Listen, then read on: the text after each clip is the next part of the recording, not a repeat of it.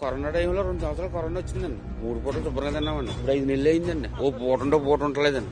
పని చేస్తాను మేము. జగన్ అండి పెద్ద పెద్ద గుట్లకు పోగొట్టాడండి. ఎందుకు పోగొట్టాడండి? ఇలా గోదావరి వస్తుంది కదా, ఏదో కొనుక్కుంటారు చేసుకుంటారు, పోగొట్టాడండి. వీళ్ళు వచ్చిన 10 రోజులకి ఇసుక ఏమైపోయింది వెళ్దండి. ఇసుక గుట్టలు రావులపాలెం కానండి, మన్నబిల్లు కానండి, పెద్ద గుట్టలండి. తెల్లనాడు ఇసుక లేదండి. ఎక్కడికి వెళ్ళిపోయింది వెళ్దండి. ఎవరు కొనుక్కున్నారు వెళ్దండి.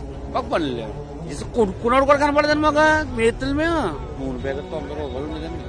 40 రూపాయలు, 145 రూపాయలండి. ఇచ్చే బాబు వెళ్ళిపోయింది. కూరగాయలు చూడండి 60 రూపాయలండి. ఉల్లిపాయలు 10 రూపాయలు ఉంది.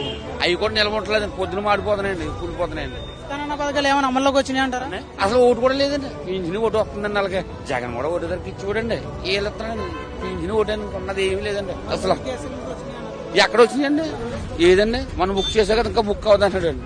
ఒకవేళ బుక్ చేసిన దాకా డబ్బులు పడతాయి కూడా తెలదండి. ఎవరినాడో కూడా తెలదండి మనకు. చాలా ఇబ్బంది పడుతున్నారు. చాలా అండి ఎవరు చెప్పుకుంటలేదండి. ఎందుకంటే ఇరిగేషన్ చేశారు కదా.